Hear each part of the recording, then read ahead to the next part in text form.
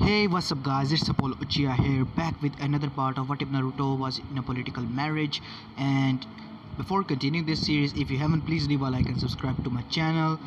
We're currently trying to reach 1500 subscribers as soon as possible. We're almost there, and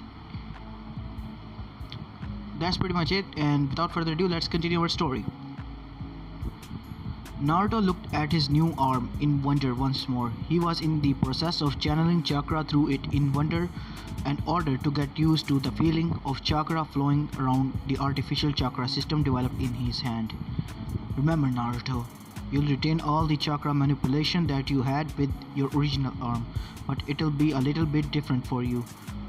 It's imperative that you get used to it quickly. Yeah, I get it. So if these things are so close to being actual arms, then why don't everyone get them? There are a number of puppeteer prosthetics on the market, but to have the fully functionality that your arm and Temari's leg has, there has to be certain very expensive materials to be used for certain creation of limbs.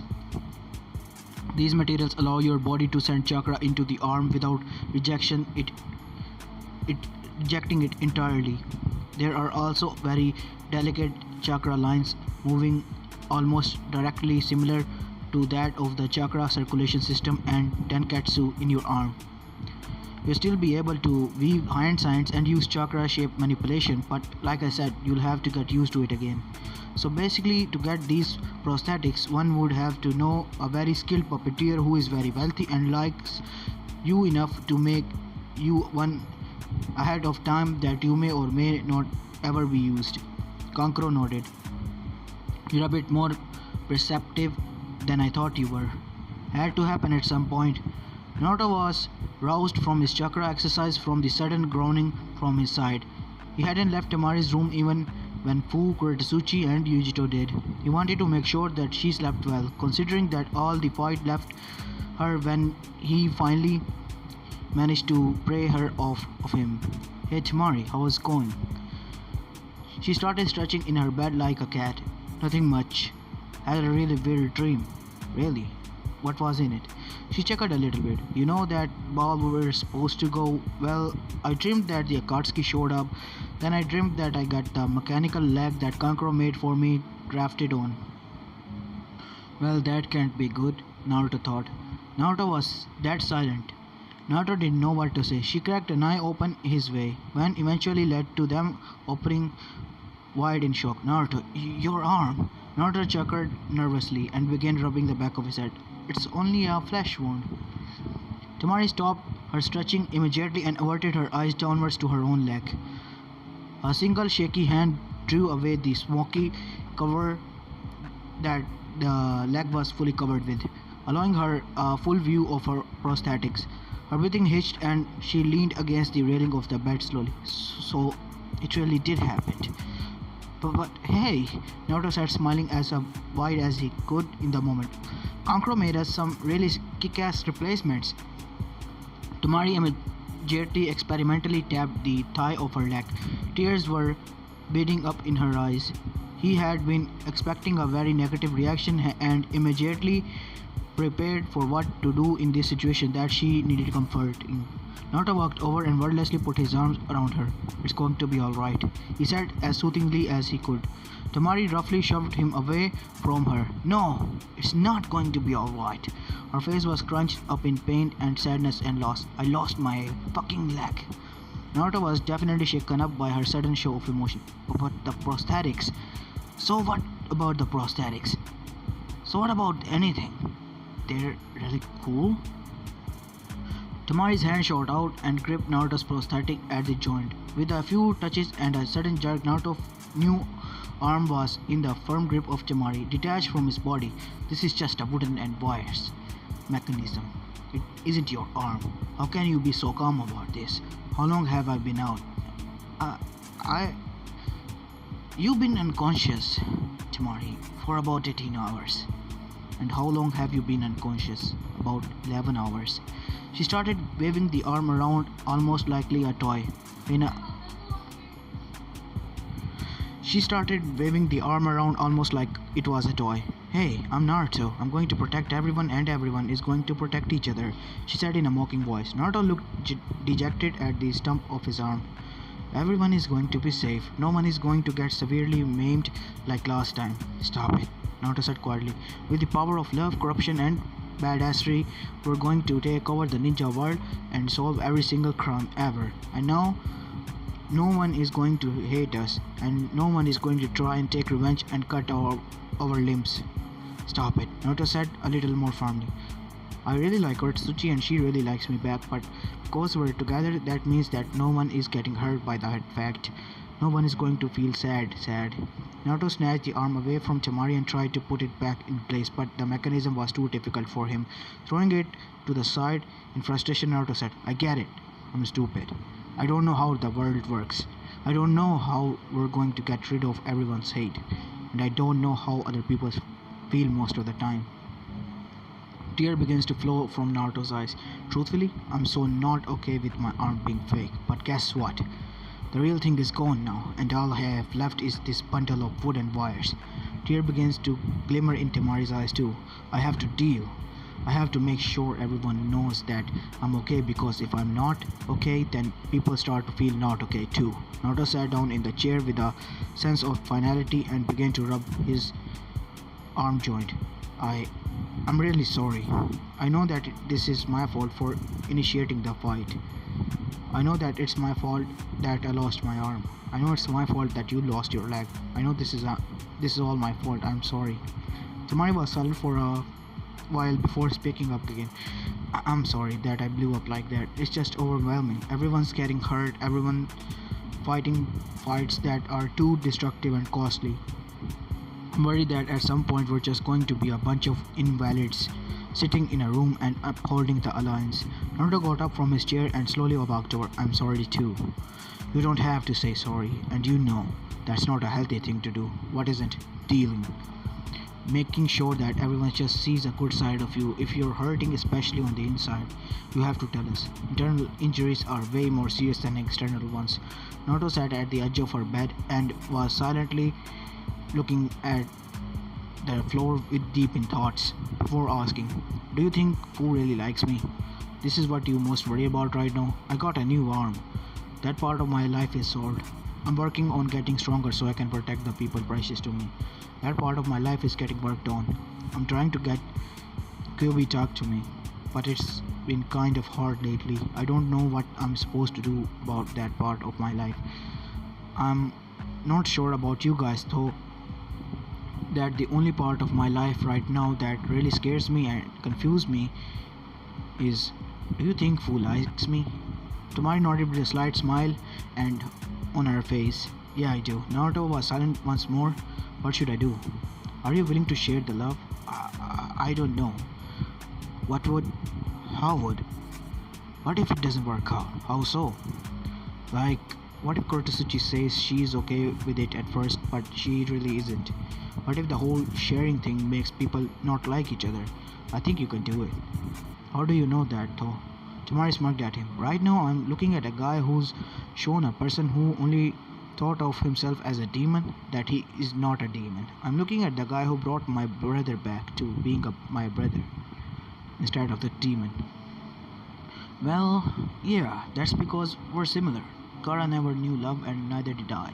But I found people precious to me and he didn't. Then how do you explain turning a cold stoic Kurtasuchi into a woman who can't sleep unless she's cuddling you? Naruto wasn't able to come up with an answer.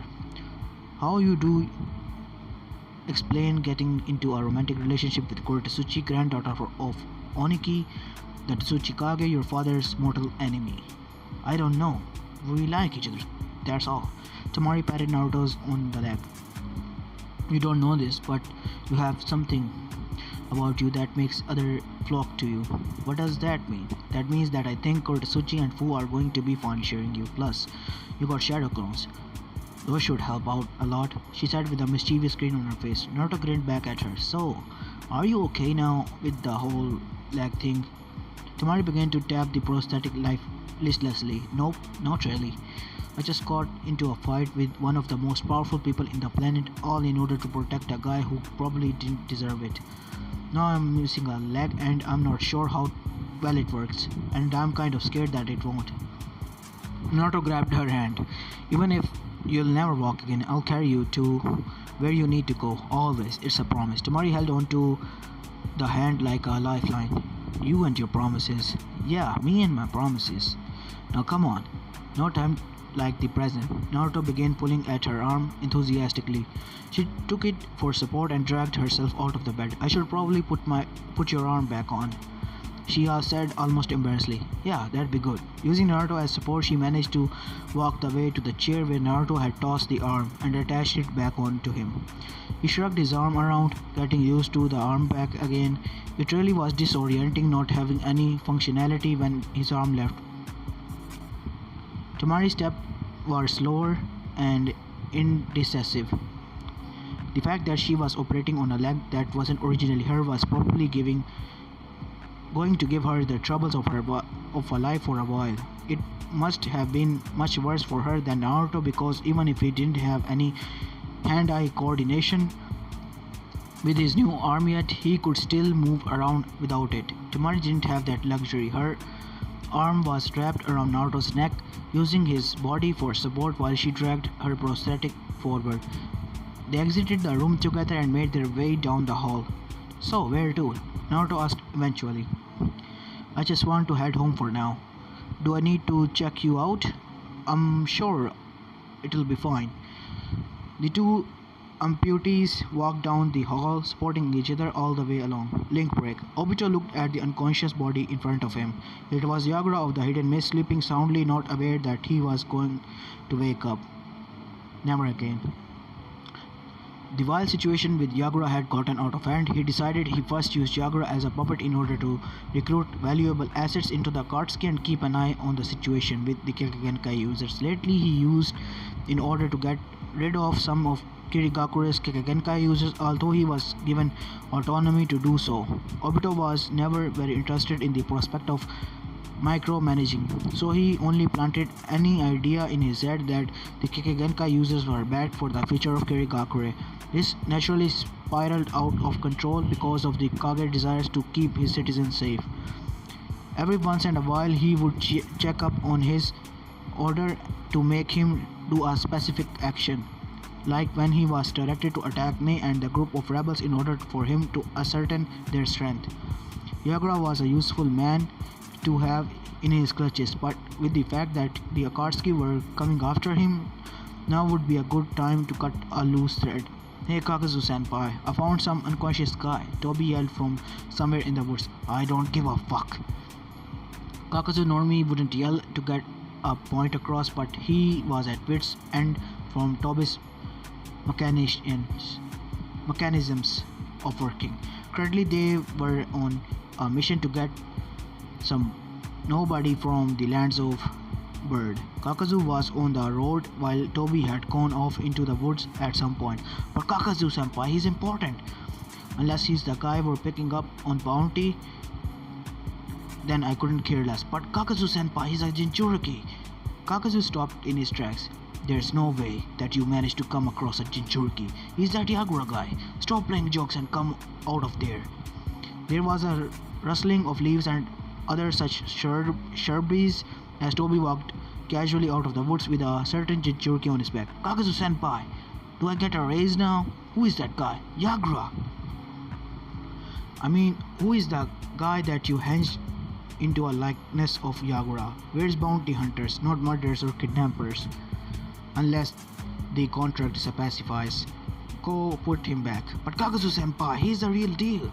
Kakazu sighed into his hand and walked over to annoying man-child. If this is Gaara, the Kage of the Mist, one of the most strongest people ever born, the guy with the zombie seed inside of him, then he purportedly has a seed located on his sternum which holds the zombie at the bay.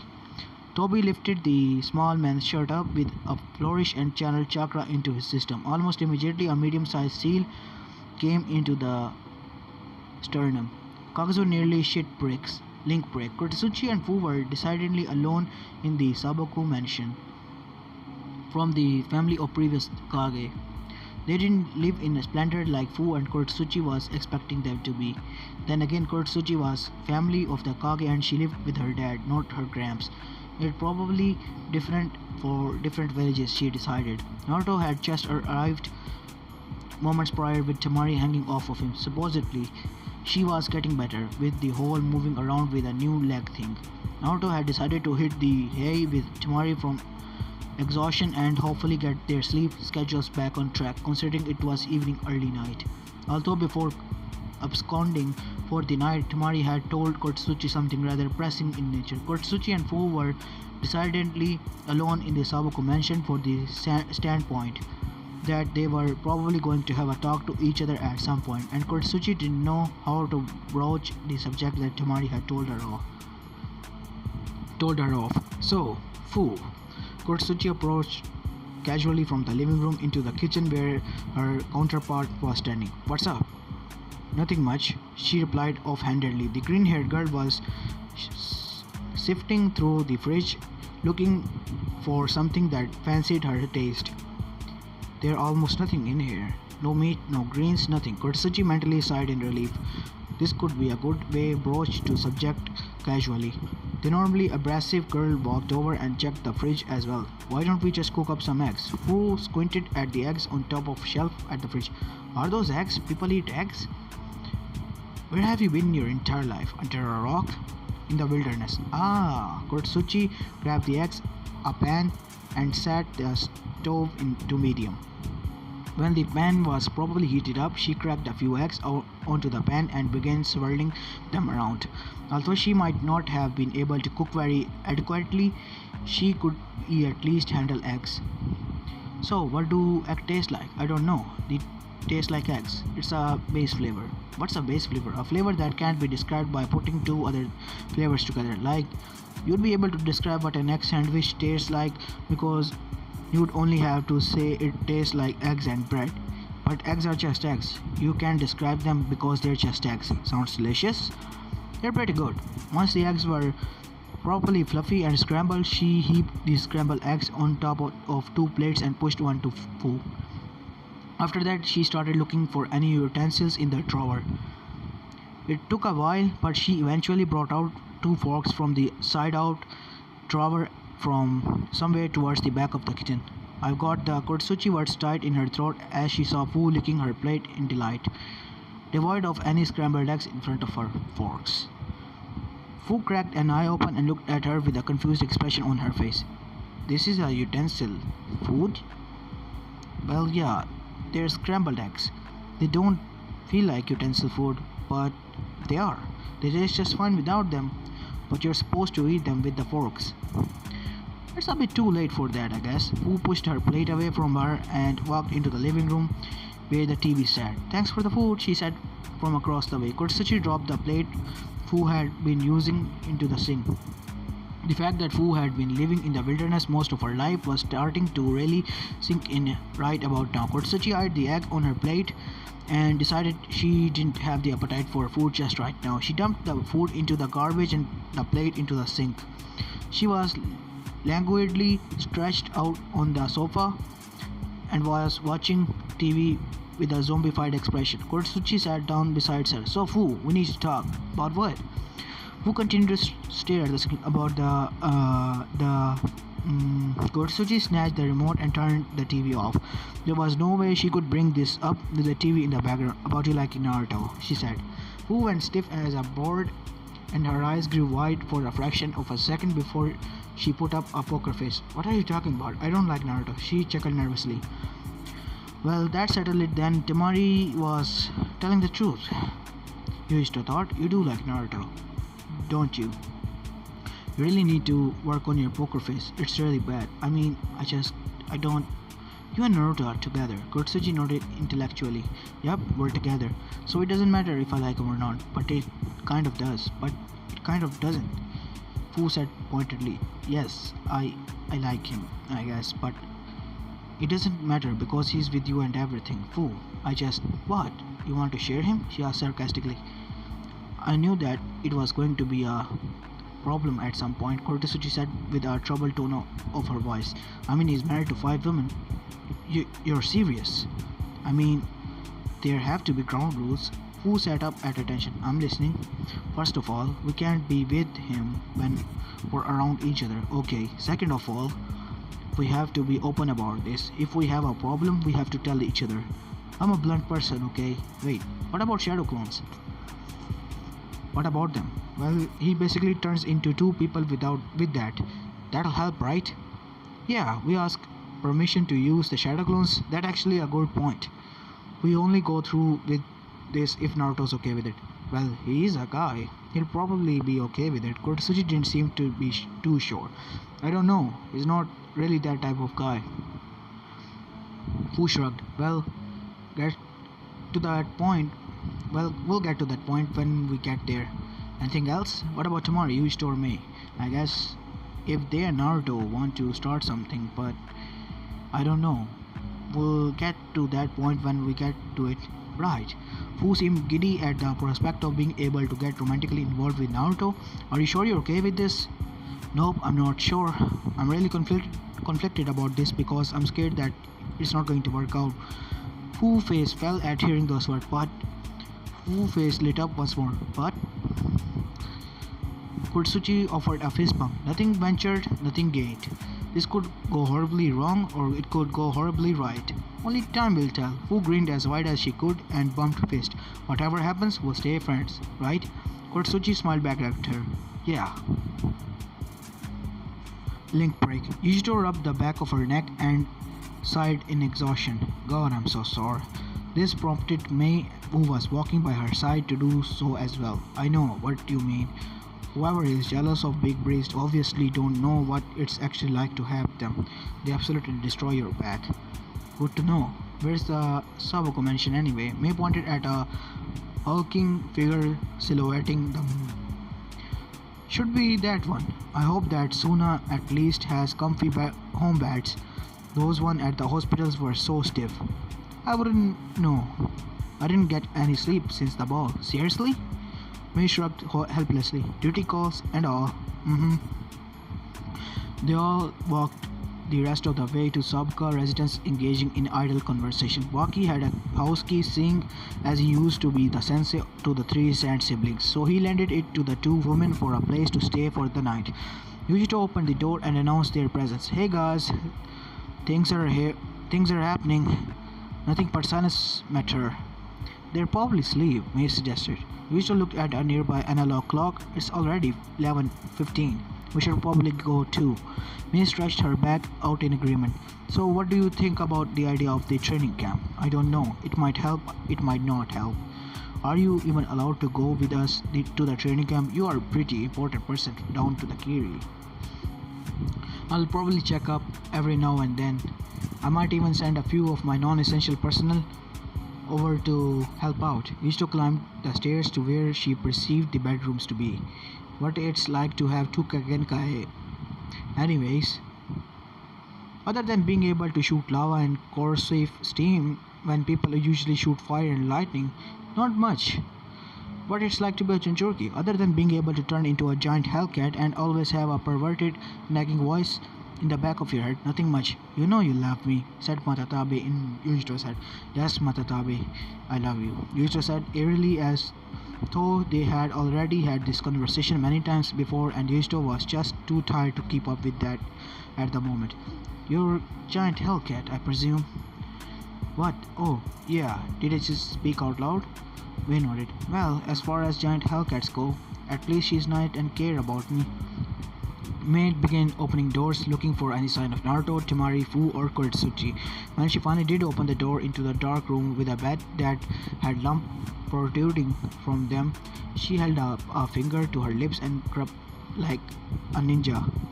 Ryusto did a few hand seals and a small, luminous fire levitated in her palm, dark enough to not inhibit their sleep, but light enough to see who was in the bed. Mei made a cut-awing sound.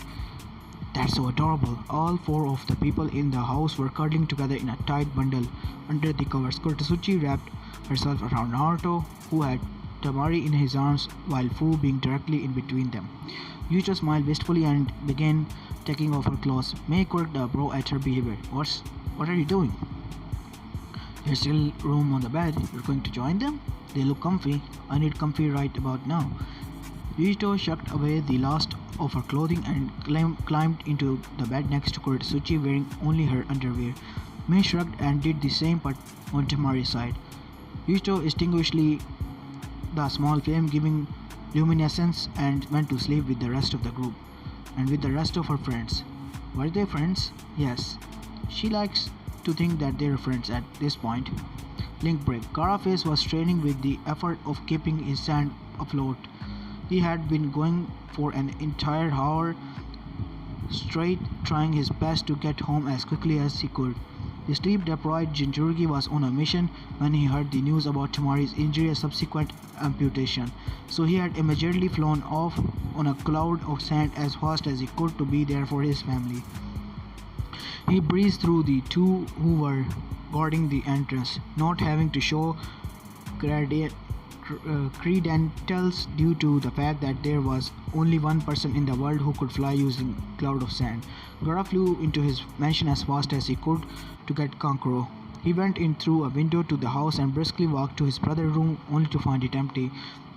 With an afterthought, he opened the doorroom of his sister, but was expecting to find what he was expecting to find, because of the thought that she would still be at the hospital. In the bed that he normally associated as Temari's, there were 6 people sleeping soundly underneath the covers. A slice of moonlight penetrated the window, giving him a clear view of everyone's there. His sister was there, clutching onto his brother-in-law and sleeping soundly, so there was that at least. Who are you people? He asked, mostly to himself, in reference to the 4 others sharing his bed. As this is where I'm going to be leaving this part of, guys. I hope you like this one, and if you do, please leave a like and subscribe to my channel if you like the content of this channel. And that's pretty much it, and this is Apollo Uchiha, and I'm signing out. Peace.